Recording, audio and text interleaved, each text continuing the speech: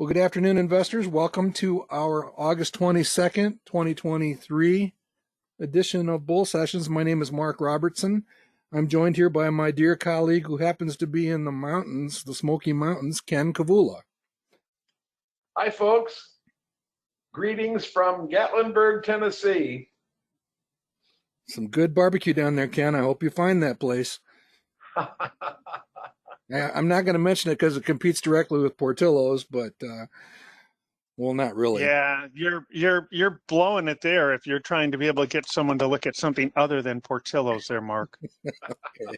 And the voice you guys just heard is Kevin Gillogly. Welcome, Kevin. Hello, all. All right, and we are joined by our dear friend from the pharmaceutical industry, Hugh McManus. Good afternoon, Hugh. Are you staying safe from the storm? I am. I actually flew from LA to San Diego on Sunday. So the first flight was canceled, and I was supposed to go out at 6:30 or something like that. Ended up leaving at about 11 p.m. Nice and bumpy, so very adventurous. And yeah, the worst had already passed. And the worst really wasn't that bad. The storm is actually through San Diego by then, right? Yeah, a little bit further east, so the desert got what it's not used to. An irrigation alert has arrived. Uh-oh, somebody's getting an alert. Okay. Well, for today, we're going to basically be taking a look at a couple of things. We'll try to get through our normal scheduled features pretty quickly so we can leave plenty of time for Hugh. But we do want to wrap up that 2048 Arnold Bernard / Value Line inspired portfolio with Kevin. And we'll just take it from there. But the bulk of this presentation is going to be talking a little bit about the FDA pipeline and approval of drugs that are actually in that process, with it being fairly specific to Regeneron, although there may be some other comments about other companies. So let's go ahead and get underway, everybody. Have some good, clean fun. Here's our reminder that Portillo's is not sponsoring this episode, but they should be. And I added, if you like something, you put a ring on it, so I put the onion rings there for everybody for Portillo's. Okay, here's our standard disclaimer. We're going to cover a bunch of stuff here. No investment recommendation is intended. This is entirely about education. We are illustrating the principles, methods, techniques, beliefs, and analytical processes of the modern investment club movement. So you're going to hear opinions from us. If we own something, I actually do own shares of Regeneron. I'll disclose that up front. And Regeneron is actually an 8-time selection for the roundtable tracking portfolio. So we will continue to do that. And please do your own homework. The roundtable is a week away. That's our once a month session where we come together and share some ideas. We usually 4 or 5 ideas every month. If you'd like to be added to a reminder email list for that event, again, it's a webcast, 8:30 Eastern Time, generally the last Tuesday of every month. Send an email to nkavula1@comcast.net. Other than that, if you have any questions, would want copies of the slides and suggestions for future topics, our 2 email addresses are there at the bottom. Good to go, Ken? Good to go, Mark. All right. I thought we'd just take a moment and introduce our 2 special guests here today. Starting at the bottom, Hugh is going to be presenting on Regeneron and the FDA pipeline, and that is his day job. We have known Hugh since the early 1990s as a fellow educator at investment conferences, and he's been a member of our roundtable since inception back in 2010. And I just shared a link there to one of our audience's favorite presentations by Hugh, Things That Go Bump in the Night. I think you probably remember that pretty fondly, Hugh. Yeah, that seems some time ago now. Yeah, I can't believe that's 10 years ago. It's actually almost 11 years ago.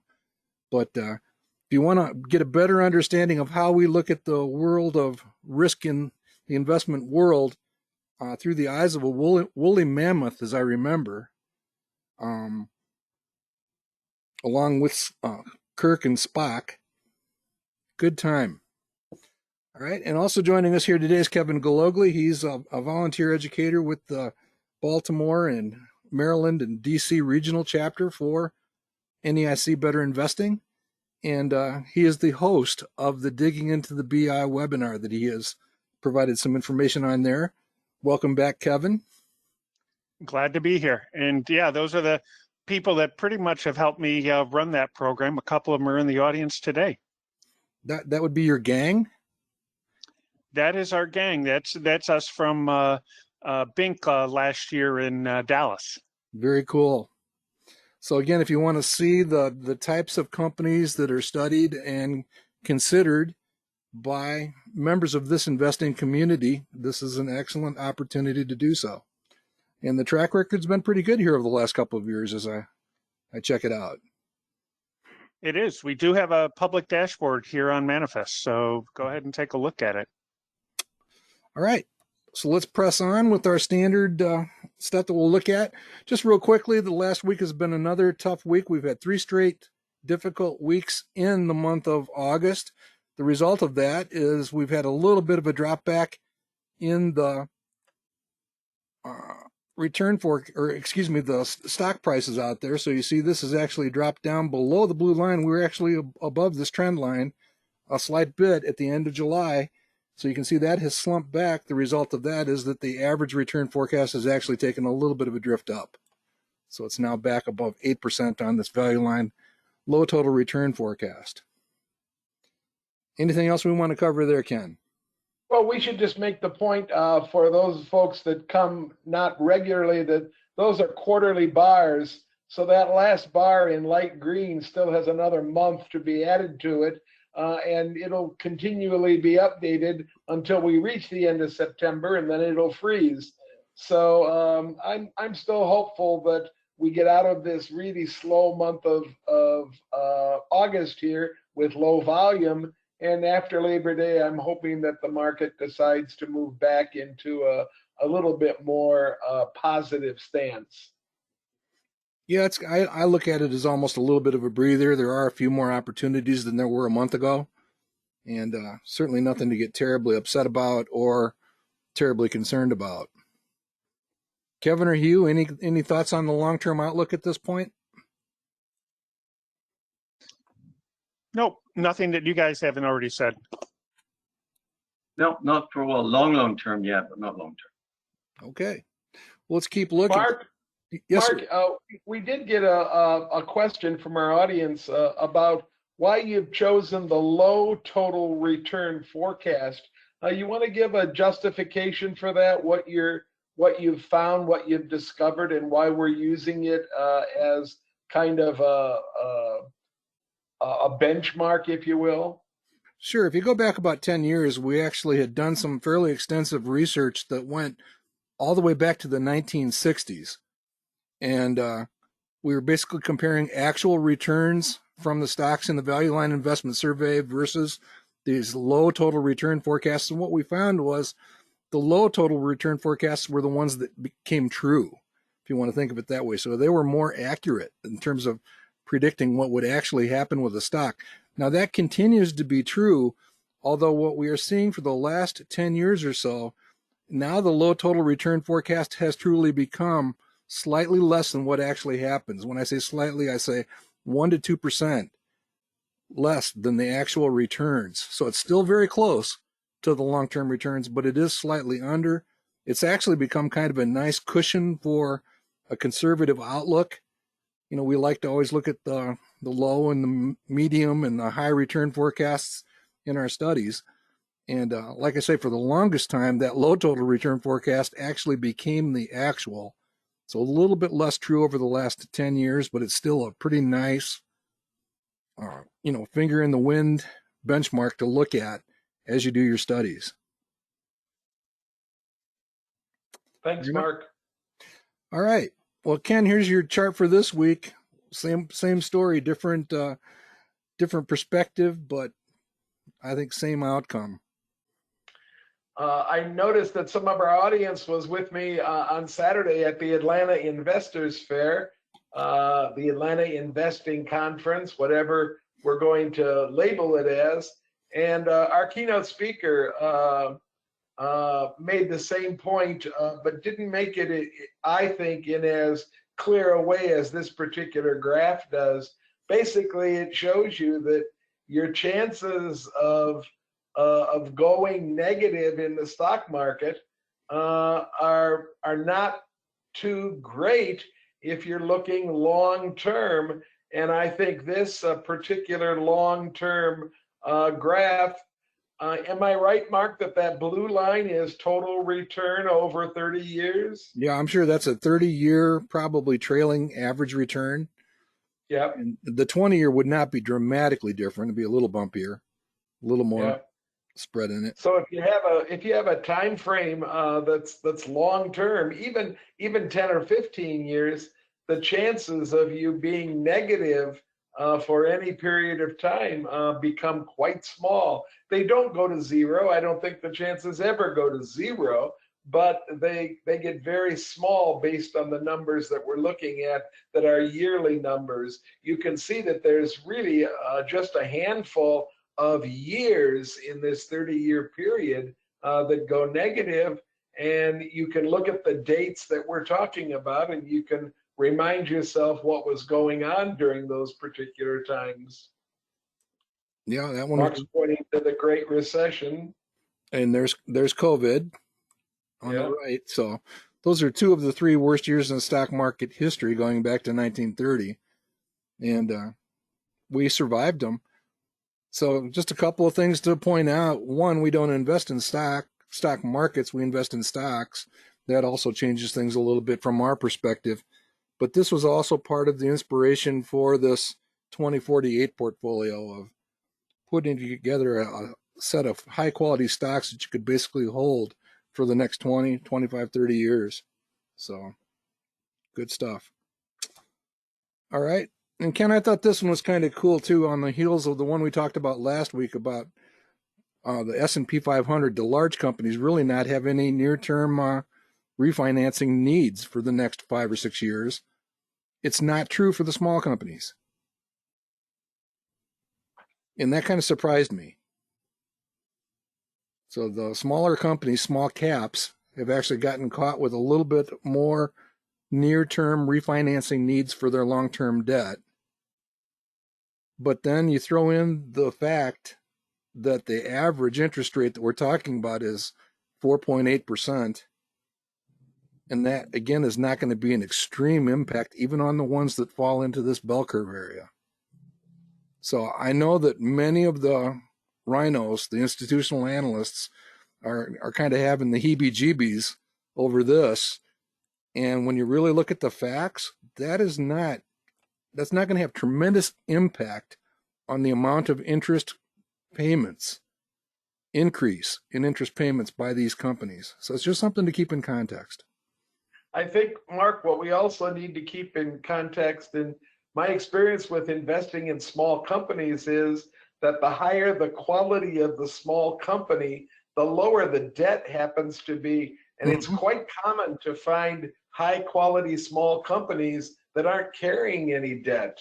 That's much more common with a small company than it is with high quality medium size or large companies. Why? I'm not willing to hazard a guess about it, but I do know that it happens very frequently. Yeah, and of course, the other thing you see is the high quality smaller companies can actually generate capital through issuing some shares and retiring debt quite easily without being terribly disruptive. So that's all in there too. That's what they're talking about in that paragraph up above. So again, some context it really matters here, because I think this could be part of what is impacting what we have been watching with the medium-sized companies and the smaller companies in the Russell 2000 being kind of they're definitely laggards and they're languishing. And this is part of what's driving that. All right, here's Mark, if I can add one point on that previous slide. I think doubling up on what Ken said, that these smaller companies, a lot of them that are really good, don't have a lot of debt. I have found when I look at them, I like to look at the history of the people that are behind it. And you usually see that it matches whoever the founders are. So you'll see, like, if they're really kind of tight with their money, then you're going to see that they're going to do that exactly with their company as well.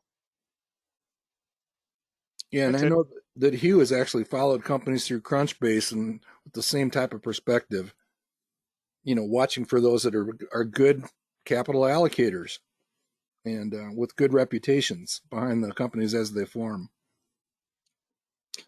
All right.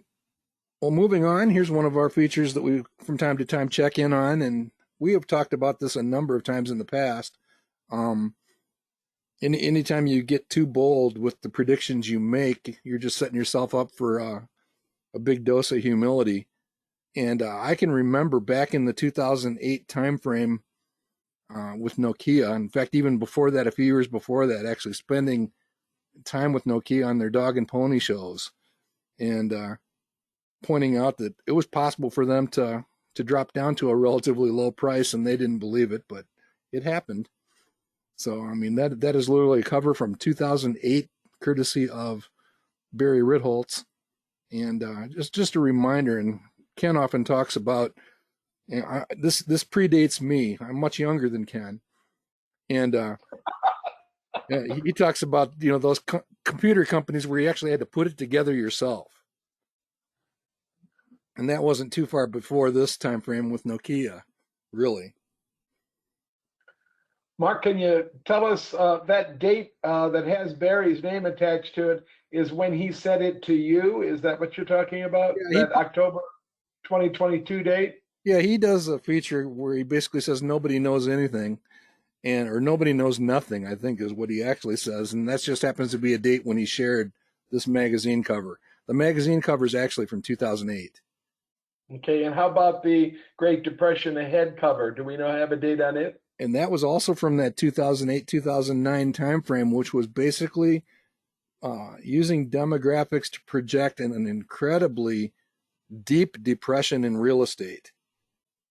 That was basically the heart of a huge depression moment, which was going to also take the stock market down and chop it down by I don't even remember the numbers. I love Harry Dent and some of the work that he's done over the years, but again, you don't get all your forecasts right.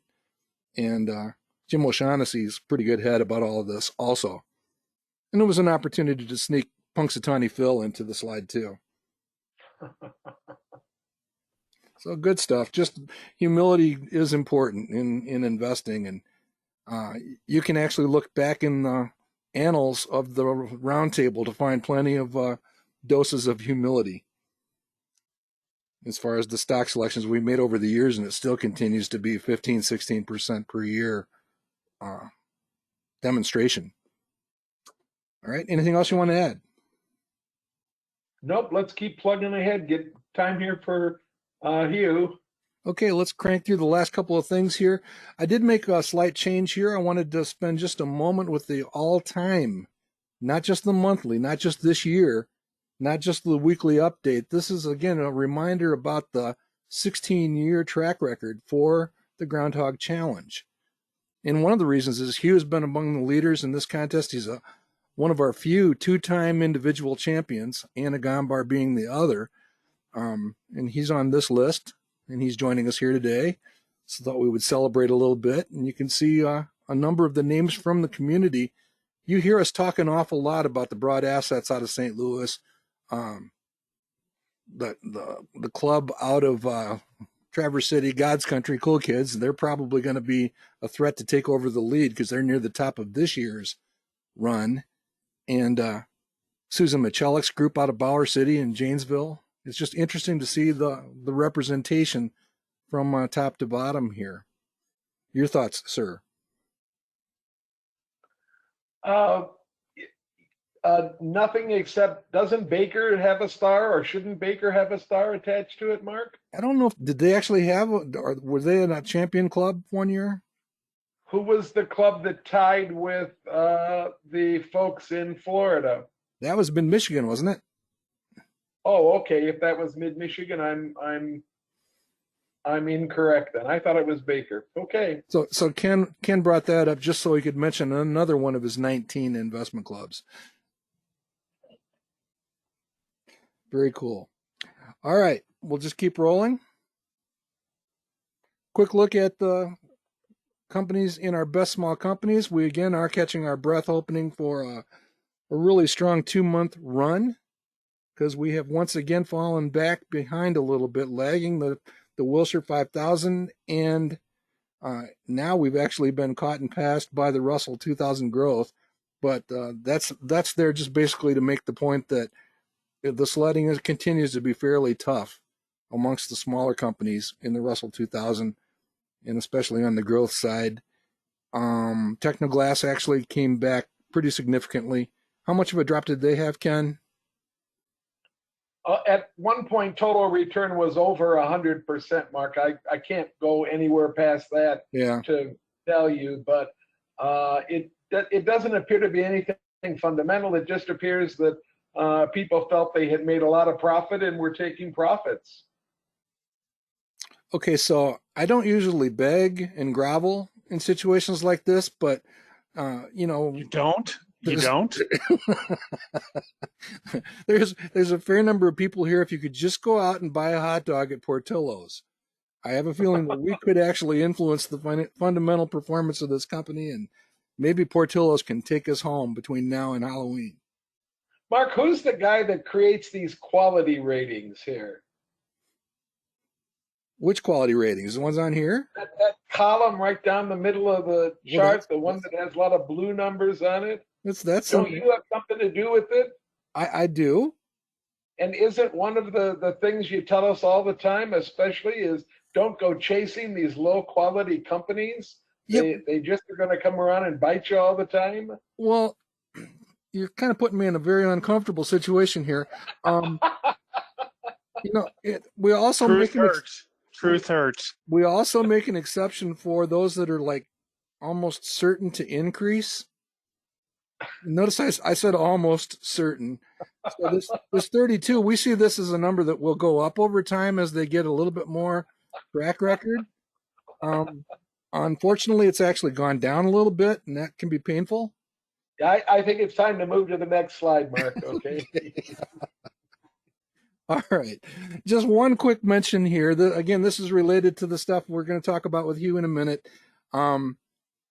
That invest like Spock, not like Kirk, that's straight from Hugh in that presentation back about 10 years ago. But one of the things we'd noticed as we looked over some mutual funds and exchange-traded funds here recently was this potential opportunity in medical devices. And we'll probably dig into this deeper next week and certainly between now and Halloween as we think about companies for next year. And it's related to this. This is a listing of the top. It's a bunch of funds, portfolios that have low relative strength indexes. So it's from lowest to highest. It's not, you don't usually see a whole lot of these below 30. You can see a lot of stocks below 30 when it comes to an RSI, but this is a bunch of funds that are really getting pounded to the downside. And as you look down the list, you can't help but notice many of the lithium and the battery and the electric vehicle and all that kind of stuff is all kind of getting hammered at the same time. And in the middle of this group, you see the two medical device companies or funds that are there. And again, these have very strong long-term track records, 10-year track records, beating the market, coming in at 14 to 15%. So there could be some interesting opportunities in here, and we'll probably dig a little bit deeper into those. But it's really kind of, you look at the companies that we talked about for this electrifying portfolio over the last few months, and there's a bunch of them there, including this one that we talked about as a kind of a placeholder for the entire concept, First Trust Smart Grid. Any thoughts, Ken? Mark, we're getting a question. The ticker on the first one, is that correct at IHI? Is that the ticker? Yes. IHI is ETF. iShares ETF for medical devices. Unless it's changed, unless it's changed very recently. Well, I think it could be interpreted as an H with brackets, and then we were going to wonder what the heck it was. But if it's IHI, I think we're in good shape. Yep, that is what it is. So both of those, we'll take a look and see if there's anything, especially a newer company of interest that leaps off and garners our attention or is worthy of a closer look. So I just thought it was kind of interesting to see all those electrifying portfolio type companies there. And oh, by the way, I mean, you look at this First Trust Clean Energy that's actually been out there over 10 years, QCLN for the ticker. If you're shopping for, climate change / green type opportunities, that's been a pretty good place to turn for a long time. And it's really gotten hammered here over the last several months, which is really weird because of all the catalysts that are in place for companies like that. All right, so let's wrap up with just a quick look at that Quality and Returns Club portfolio, demonstration portfolio we put together last week, and I'll turn it over to Kevin to kind of wrap things up here. Again, it was centered around the work of Arnold Bernard, the founder of Value Line, and that insert on the far right, list of 45 companies of well-defined quality. Specifically, these companies, here's kind of the inspiration.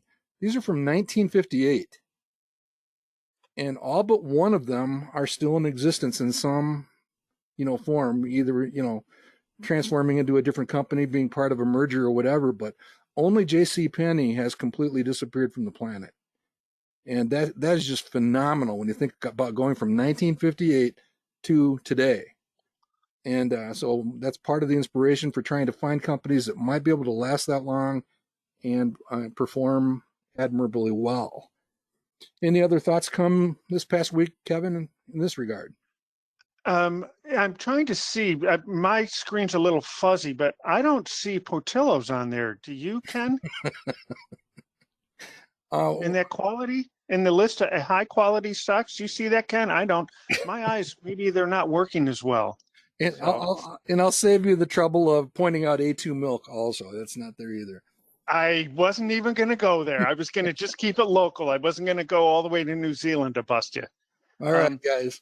Anyway, so with the quality returns, just one of the things that he said in this book, and it's kind of interesting, there were basically four things that he thought were desirable. One was the quality, one was a 3 to 5 year appreciation, then the probable market performance over the next 12 months, sort of an early version of what we now call the timeliness ranking, and then yield, and again, in a time in which yields are really high. So really, when you get to it, the two things that he sort of is looking at are going to be the potential 3 to 5 years out. We see it manifest with par, and then we see a quality ranking. So both of them, no matter what metric you use, those two things are kind of worthwhile. I'm looking at the book right now, and at the end of the quality chapter, because I do not understand how any investor can buy a common stock without a clear idea of its quality and its potentiality over a period of 3 to 5 years.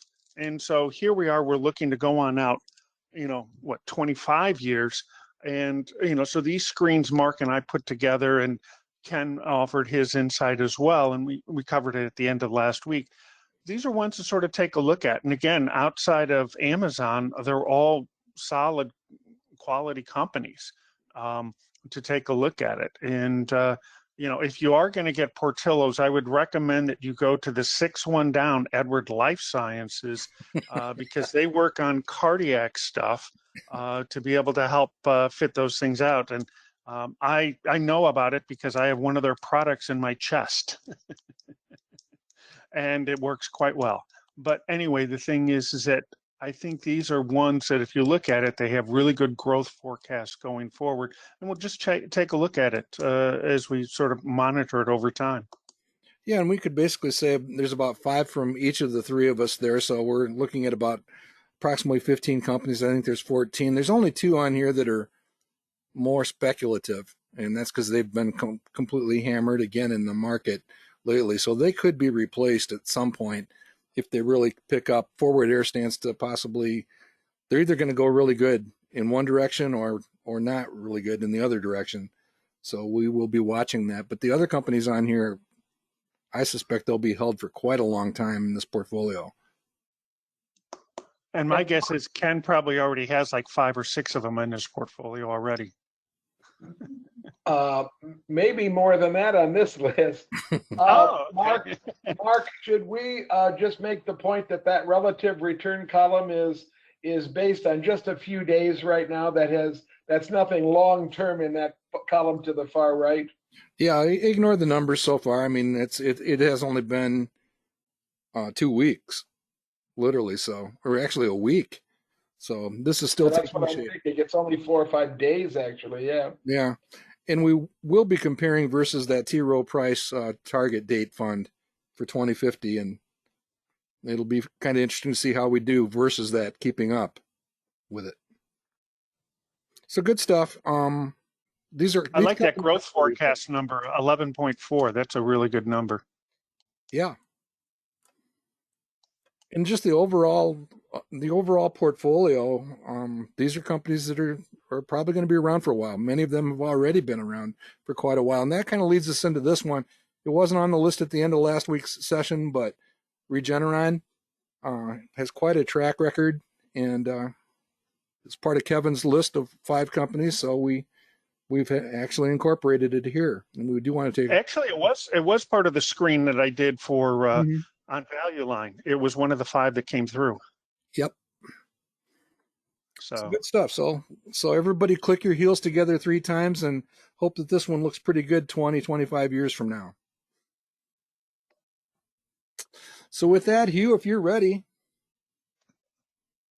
and your electric power is still on in California.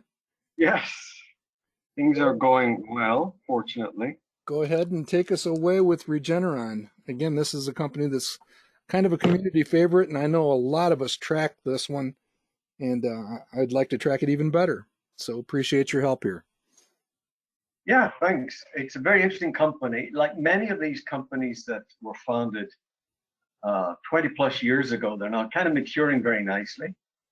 It's hard to believe, but a company like Amgen is now over 40 years old, so it's entering middle age. But this one's a little bit younger. I think on the next slide it has some of the details of when the company was founded, 1988. So it's 35 years old this year.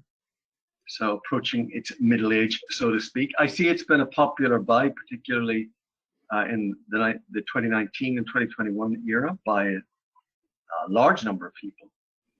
It's based in Tarrytown, New York. It has a slew of employees.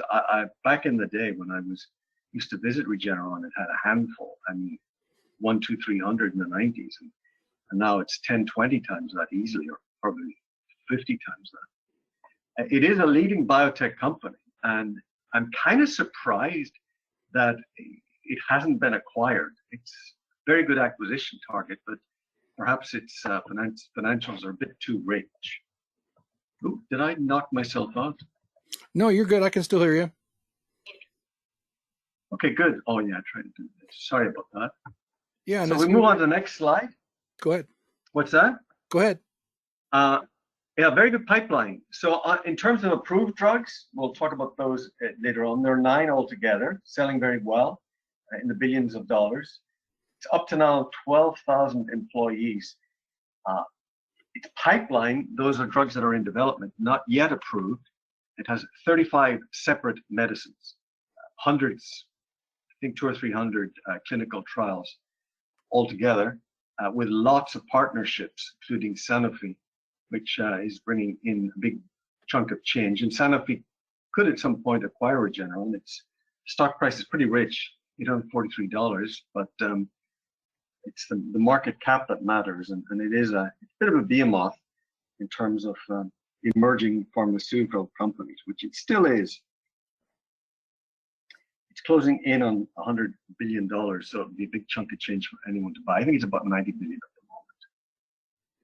And you can see it has clinical trials all over the world, mostly in the US and in Europe, and a little bit in Asia as well. And on the next slide, some more highlights, I believe.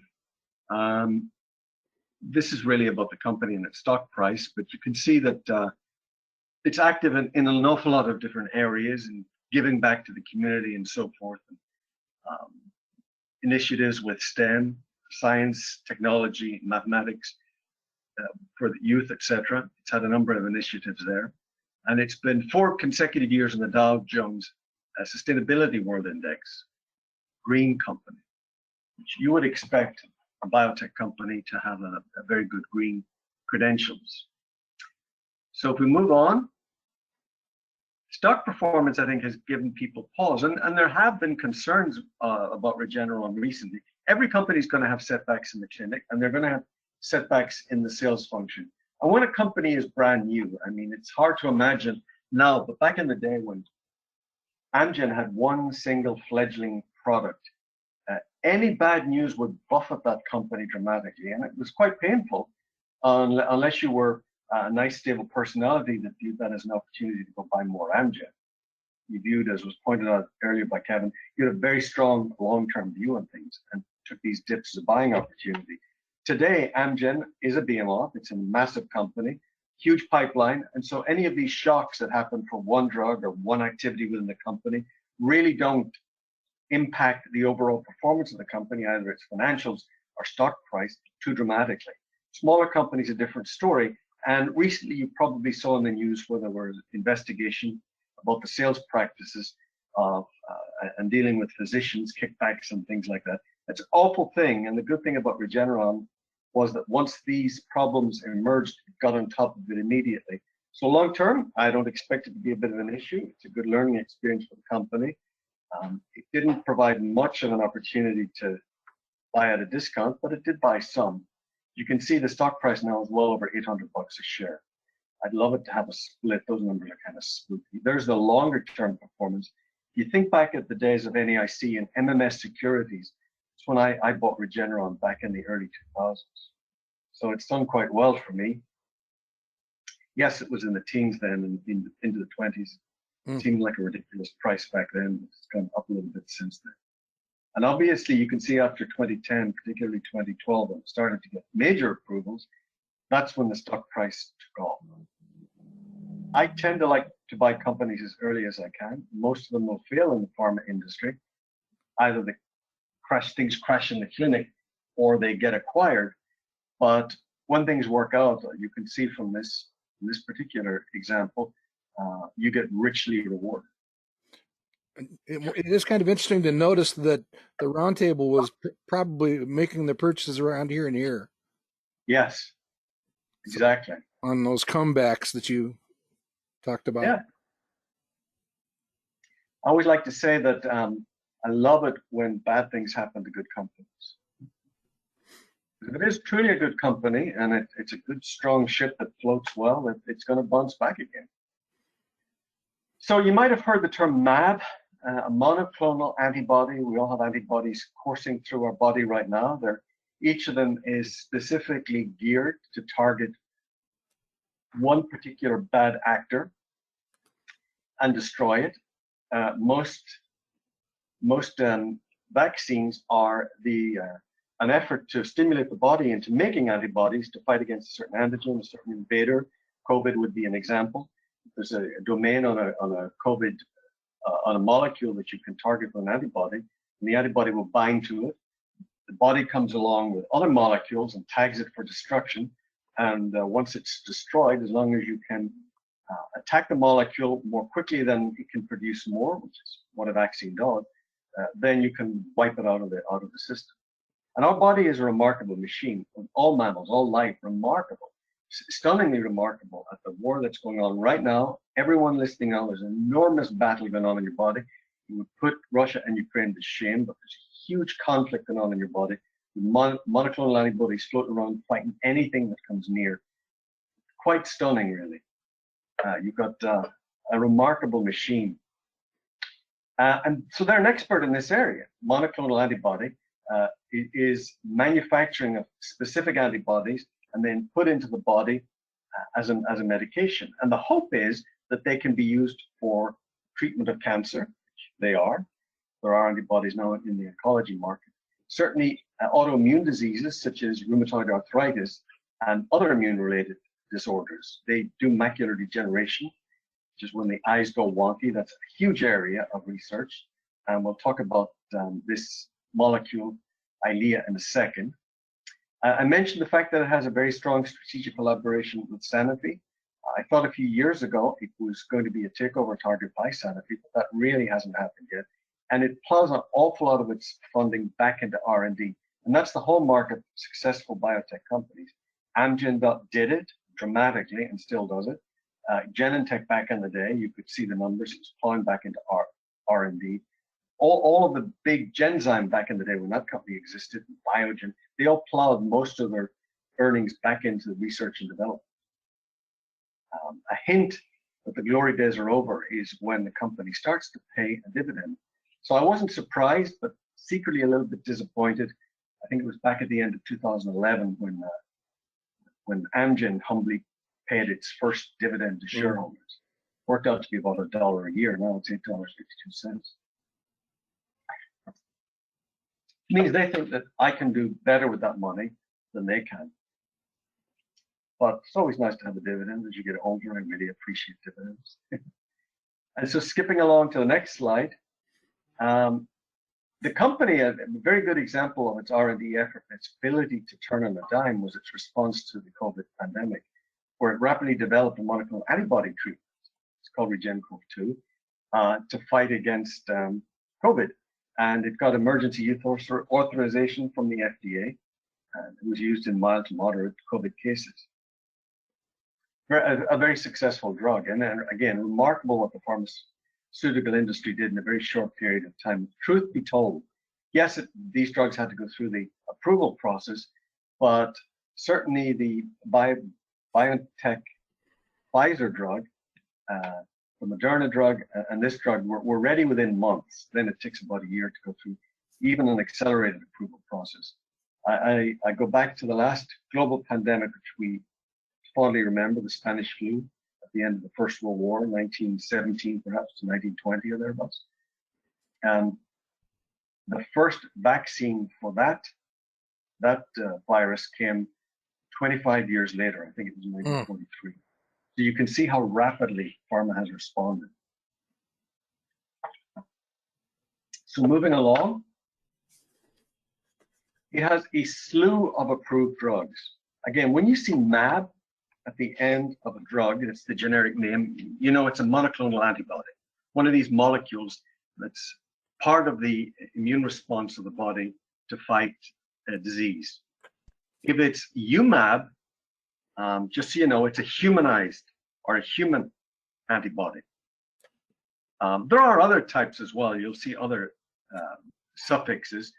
You might see OMAB, which you don't see in this at all. And these are mouse antibodies. So the parts of the antibody that they're large parts of the antibody that look human, but they're actually derived from mice, and they can be used as treatment. There's Zimab, XIMAB, if you ever see that in a drug.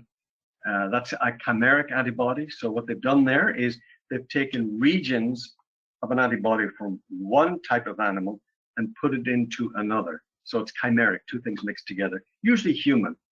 And the body will respond to that and treat it well. Are there any other? Oh, Zumab. If it's ZUMAB, the U means it's human. There's a Z before it, or a Z if you're from Canada. It means that it's a humanized antibody. So it's an antibody that has been manipulated in some way to make it look human and make it palatable for our immune system. So it doesn't send other antibodies to attack the antibody that you're trying to use as a medication. The drugs span a range of different types of problems. So you can see that the first is in squamous cell carcinoma. Squamous means that it has spread significantly. Basal usually means it's localized. Advanced basal is slightly different, but it's approved for this type of skin disorder, skin cancer. There's another antibody approved for atopic dermatitis as opposed to contact, but atopic dermatitis. And then there's a third that is approved for hypercholesteremia, which is high cholesterol.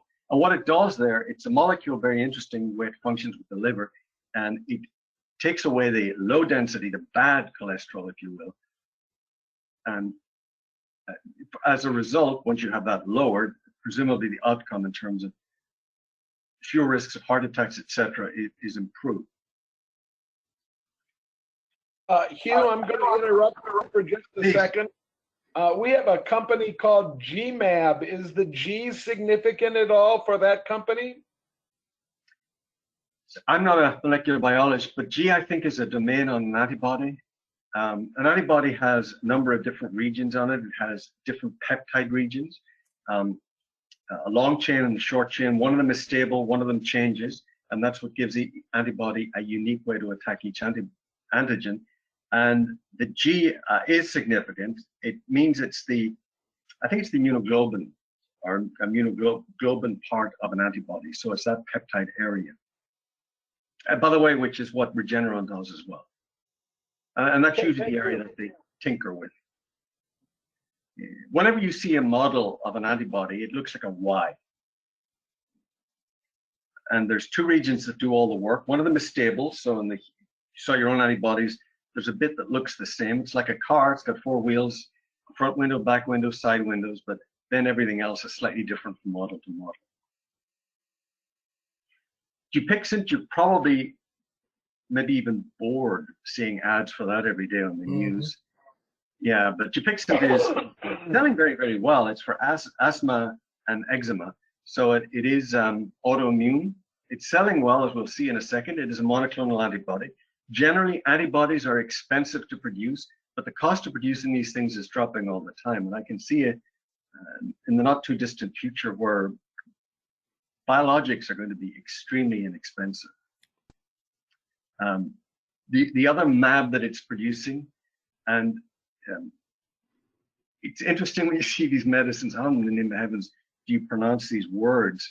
But all of antibodies are injectables, and a lot of people don't really like to go in and get a shot. But I guess once you get used to that, then you know you're fine. And all this information is taken directly from the company's website. These are the drugs that are in the market right now.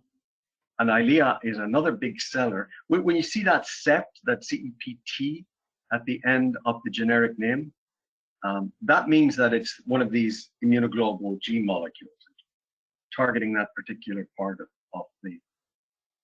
That's where the manipulation of the antibody has taken place.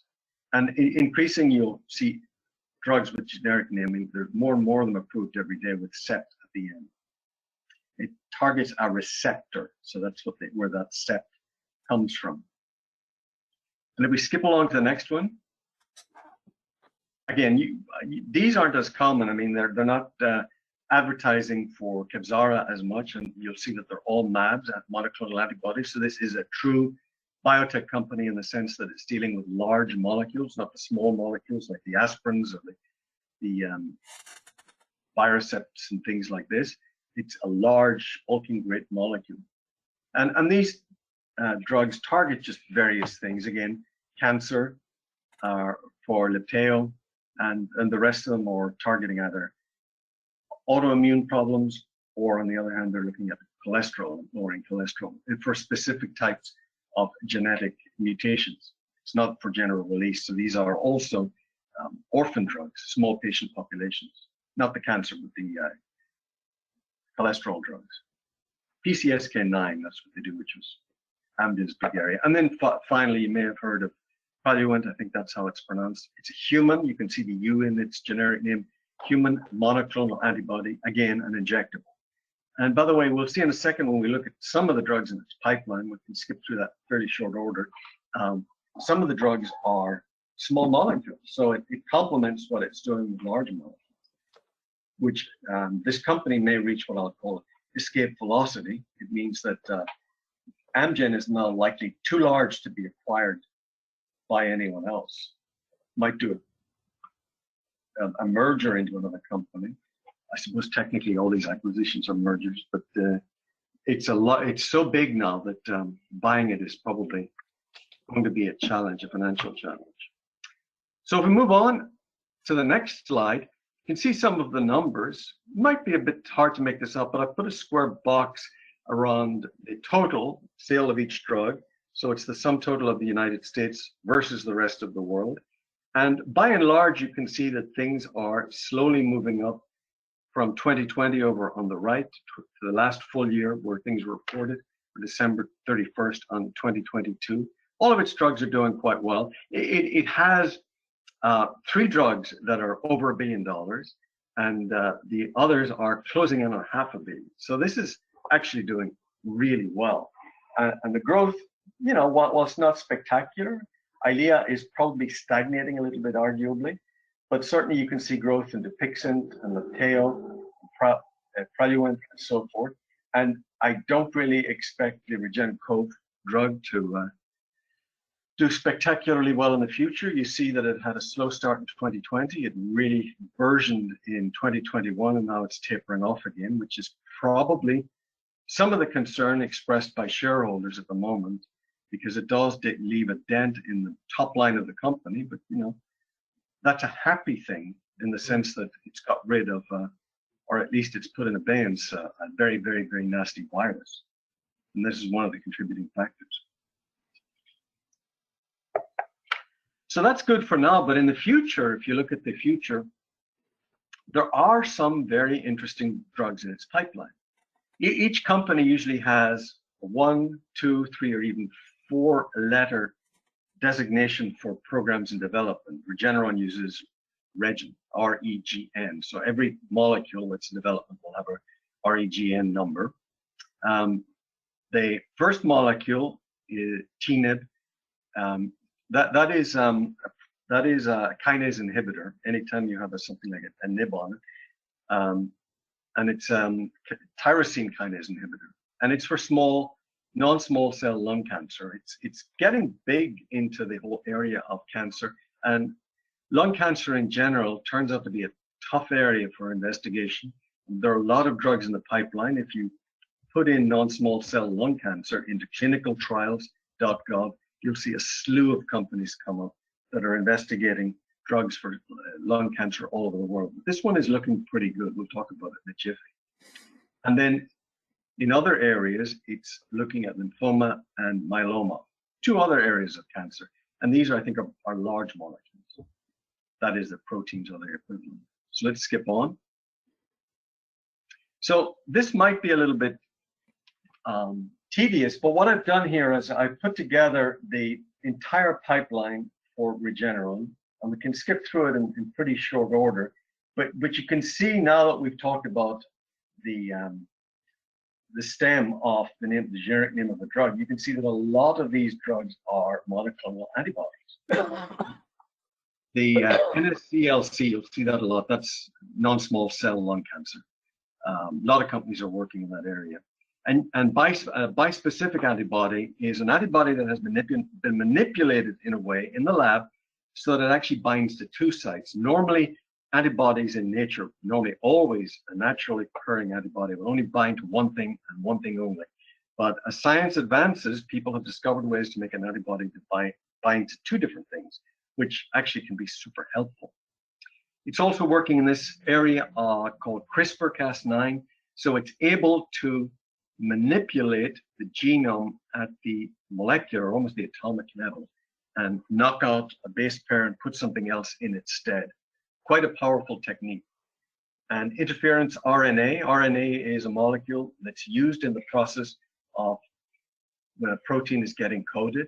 And this is a way to interfere with that process.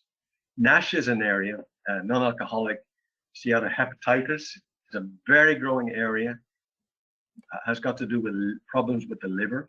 I'd say in the last 15 years, NASH has come in with a vengeance. And I think any company that's serious probably should have NASH somewhere in its pipeline. Alzheimer's, it's got an Alzheimer's drug. I never hold that much hope for Alzheimer's because it's a very tough area and almost all programs fail. There have been 1 or 2 approvals recently, but there hasn't been that magical breakthrough that everyone is waiting with bated breath to happen. And if we skip along, we're still looking at phase 1. So this is the very early stage when they're really looking more for safety more than anything. And you can see we're still in the area of either cardiovascular or oncology, cancer. Most of them are sitting right in the immediate area of oncology, cancer. And they're antibodies targeting specific types of cancer. The wagons, by the way, are circling on cancer. I don't know when the quote-unquote cure will happen. It certainly won't be a cure for cancer in general, but different areas of cancer are now kind of in retreat. And I would say that kids that are in their 20s today probably won't have to worry as much about cancer in their 60s as people might if they're in their 60s today. But really, the developments in cancer have been really quite impressive. So skipping along, we'll continue with phase 1. I think this is the last slide of phase 1. And this has all got hematology, blood issues. Again, these are antibody factors.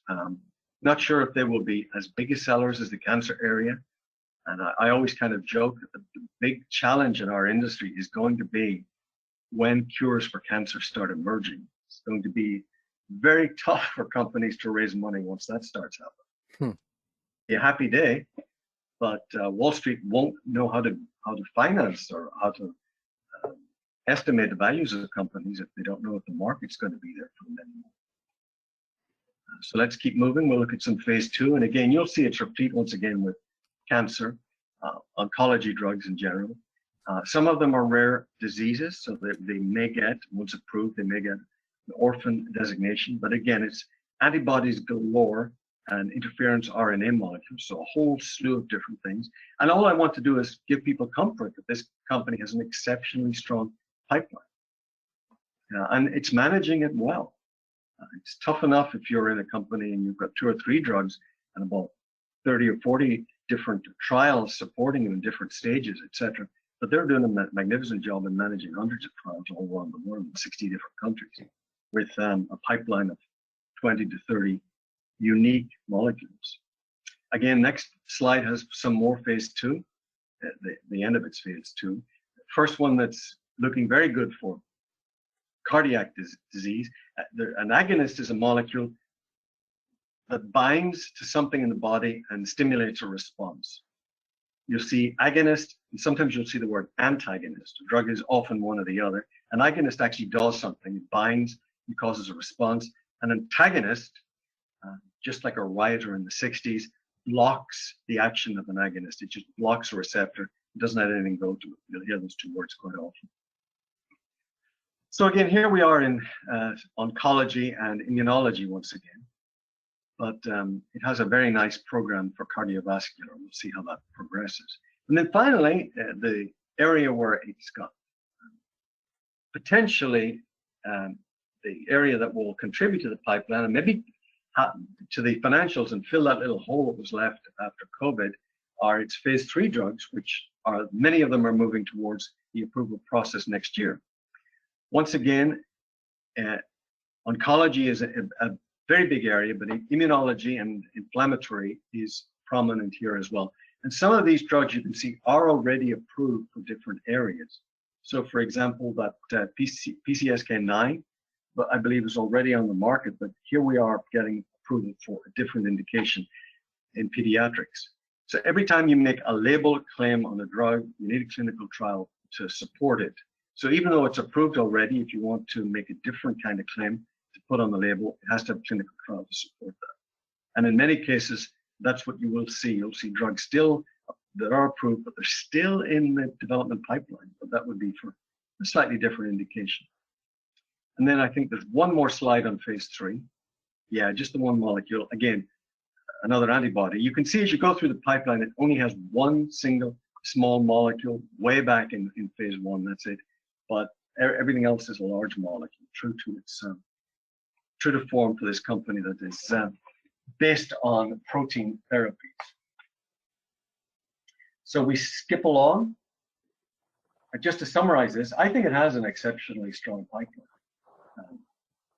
Again, a pipeline is an animal that is very speculative at best. But the fact that it has such a broad pipeline with a number of different indications means that there are a number of shots on potentially on goal. And as you can see from its financials, one drug can, if it's successful, can make a huge difference. A drug that can generate $5–10 billion a year. And it's close to that with at least 2 in the pipeline, and it had a very good run with COVID, and that'll put it in good stead for the future. Financials of this company are solid. It is closing in on a $100 billion company, so it's not likely to be taken over suddenly. It's had issues recently, so that's not good if you own the company, but very good if you're thinking of buying it and the stock price fluctuates as a result. And I like that. I like companies where the stock price does bounce around, so it gives me a chance to buy at a discount. But over the long term, I just think it's on a growth trajectory. I think it will be a very good fit for a company like a Lilly or an Amgen.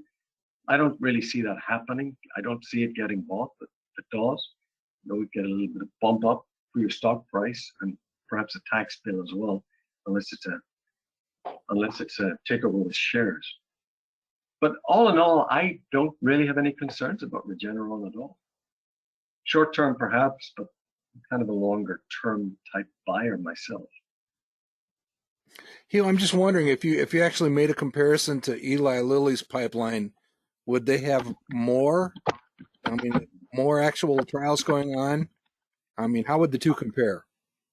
Well, Lilly actually would swamp it. I think Swamp it, by okay. yeah, 4 or 5 to 1. I think I remember looking at that a couple of years ago. Mm-hmm. Lilly has a lot of trials, and Lilly, I tell you, is a stunningly good company. Even 10 years ago, I thought it was overvalued and was waiting patiently for it to drop in price, and I guess it hasn't obliged, and it's ended up for me being quite a large chunk of the holding, you know. And they are one of the companies that has made announcements about Alzheimer's, and they're Yes. obviously in the obesity rage. Oh yeah, yeah.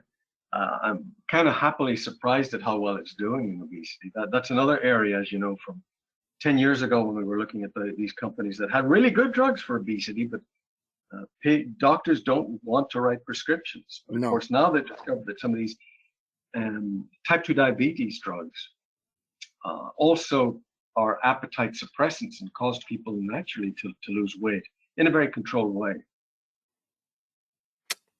Good stuff. But I think I can understand why people would have concerns about Regeneron.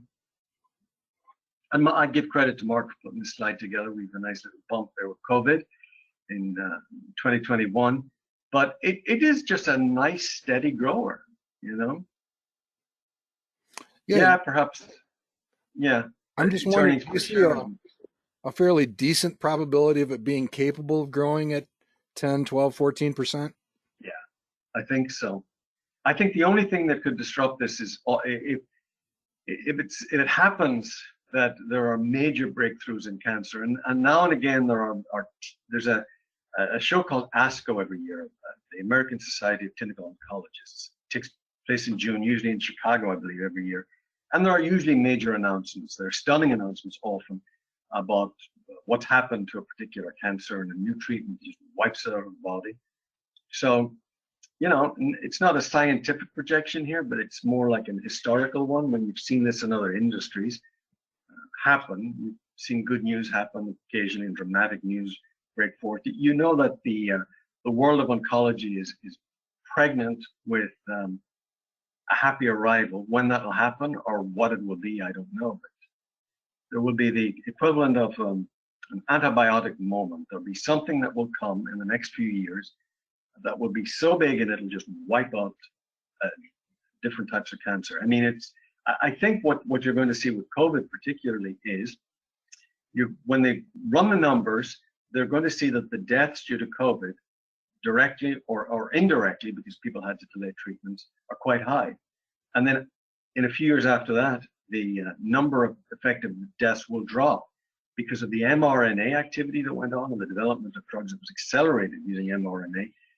Will be applied to things like cancer or perhaps other infectious disease, and it may be able to wipe some of those out. We'll see. I'm very hopeful that we're going to see very good news in the next maybe 2 to 5 years. One of the other things I wanted to share with the audience is this is I think it's a pretty good case study of something we see quite often. First of all, here's the value line forecast, and those are actually relatively low compared to a 10 or 11% projected annual return over here. And kind of the reason for that, or one of the reasons for that, is Value Line actually is when they provide this growth rate in this annual rates box of 2.5%. Kevin covered this last week. They're actually taking a 3-year average of 20 to 22. So they're taking the average of these three numbers and comparing it to the average of three numbers out here. And that mechanical calculation does come out to be relatively flat because of this COVID moment. And again, that's, you could almost, in doing a stock selection guide, even set 2021 aside as because of the COVID effect. And then you actually would be fairly reliably returned to something on the order of 10 or 12% growth, this red trend line.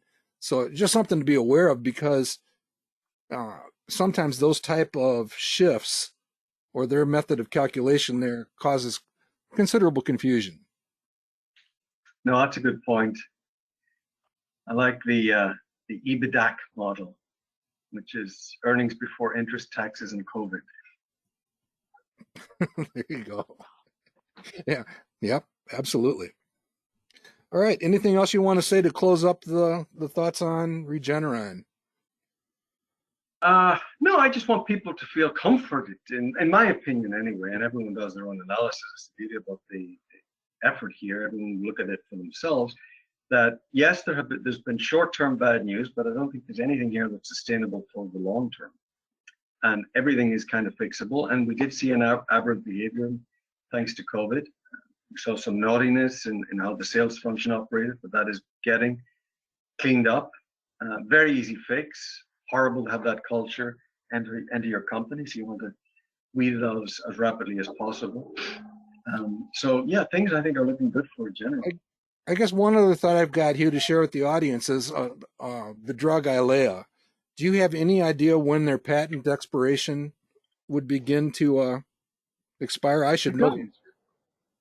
I don't, but I will tell you that the great thing about these large molecule drugs is once they go off patent, it's a bit of a challenge to produce them.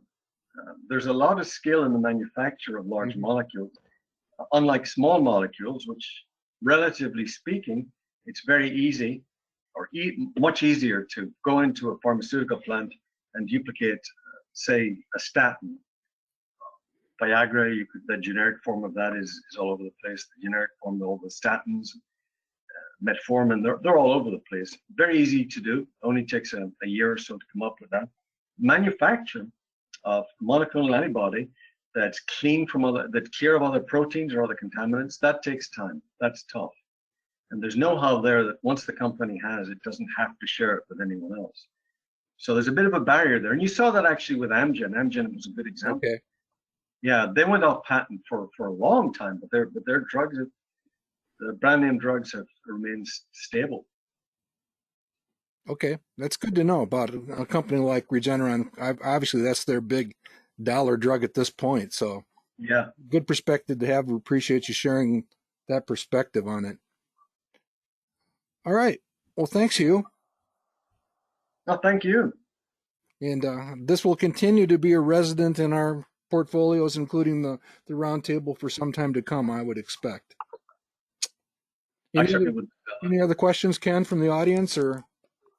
No, we've maintained things pretty well, Mark. Okay. All right, so just closing things up a little bit. Here's some coming attractions. We are going to talk about the Thrift Savings Plan sometime within the next month or 6 weeks. Ken wants to talk about the hydrogen economy and plug power, so we'll do that at some point. We are going to cover alerts and basically establishing alerts for a sample portfolio, that sort of thing. And we will be talking about our hunt for the best small companies for the next year. That's the theme behind Rabbit Hunting with the Beagles on the lower right. And last but not least, the Three Blind Mice. We were constructively ridiculed about our brief coverage of option stuff, kind of the blind leading the blind. So we're going to actually celebrate that a little bit and talk about how the blind can lead the blind into learning. And that's kind of what the investment club movement is all about. We do pretty well leaning on each other to learn things and experiment and share experience and that sort of thing. So we'll be doing some of that in the not too distant future also. Here's a reminder that we archive all of these sessions on YouTube under the Manifest Investing channel. So you can get the bull sessions, the roundtables, and various other sessions, including the FDA stuff that Hugh did almost 10 years ago. It's still there. If you drill down deep enough, you can find it. And Hugh, we're looking to you for an update on how Hillary is behaving in California. Oh, well, Hillary was a huge disappointment. We were all getting ready for something exciting to happen, and it turned out to be a wet rag. And Kevin, that's a weather, meteorological statement, not political.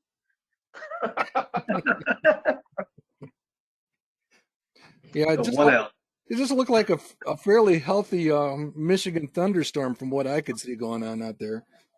Yeah, just 4 or 5 inches of rain. But unfortunately, the ground here, even though it's sandy, is concrete, so it just floods all over. Yeah. But yeah, they were hoping for a Category 4 hurricane to hit California first time ever. But it was yeah. I lived in Houston, as you know, for 4 or 5 years, and there you got really juicy hurricanes, tropical storms that just poured inches upon tens of inches of water all around the place. Annoyed alligators that were creeping out, snakes floating around the place, huge explosion in the population of mosquitoes a few days later. Really quite dramatic stuff, but this was a disappointment if you want, if you're hoping for Old Testament type vengeance from the weather. Well, it's also a time we celebrate that Ann Manning lives in the mountains of Houston. Yeah, I think the high point is at 10 or 12 feet above sea level. Yeah, good stuff. All right, so we'll go ahead and close down with our tagline, a reminder from Arnold Bernard, again, the originator of Value Line, and then also a reminder that we have created a permanent link to these sessions. You can actually sign up for the entire quarter if you want to sign up ahead of time for these, and at bit.ly/bull sessions. And feel free to share that with friends. And so I'd like to, again, thank Hugh for giving us a deeper dive on Regeneron. It makes me feel better as a shareholder to see that pipeline described. I hope the audience feels similarly, because I know a number of you, including our roundtable, hold shares of Regeneron. All right. And also thanks, Kevin, for your contributions. And we'll see how our picks do for the next 25 years. Huh. Excellent. Anything else, Ken? And if we're wrong, I want anyone to be able to come back at us at 25 years and tell us how wrong we are. Yeah, and I can't wait till I can bring Portillo's to replace one of those companies. Mark, we had a lot of interest from people in Atlanta when I indicated we were going to be talking about TSPs. So folks, mention it to anybody that you know might have been in the armed services and participated in the Thrift Savings Plan. That's what TSP stands for, Thrift Savings Plan. The feedback that I got in Atlanta was that the average Joe in the military has no idea what this plan means and how it works. Yeah, and it's a good plan. It's a very vanilla 401k type plan. We did this program, as you can see on the slide, almost 10 years ago. I got to say, I'm just incredibly remiss in not going back and doing it again, because second to Hugh's work on FDA pipelines, this was one of the most popular programs we had ever done. So it'll be interesting to take a look back at what we had to say then. We had to do some workarounds because we could not actually pull up some of the information. They're not publicly traded funds, is what I'm saying. And that has changed a little bit with BlackRock taking over more stuff. And so we can actually do better now. And it's time to basically create those resources for investors. Mark, we also got a lot of interest in, at some point, taking a little bit of a look at TIAA CREF. Sure. Same type of thinking. Yeah. Those are directly public traded funds. Okay. Anything else, sir? No, except that I'll be back at home for next Tuesday, and we have a roundtable coming up next Tuesday, I think, as well, don't we? We do. So we will be spending an abbreviated session on Tuesday afternoon. Ken will probably be live casting from Buc-ee's.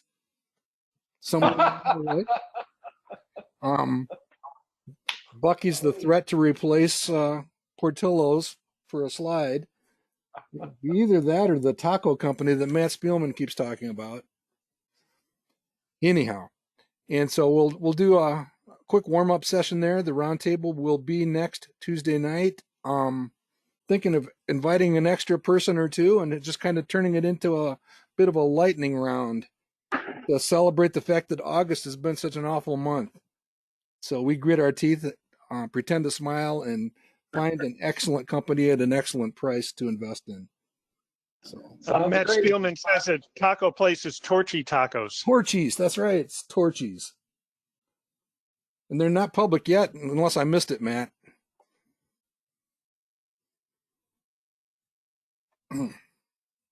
Yeah, he says no, not public yet. Not yet. Okay. So Great. go there, do some field research, buy some tacos, and then go over to your cardiologist. Right. And Kevin, how much notice would you like to have for the invitation to next Tuesday's roundtable?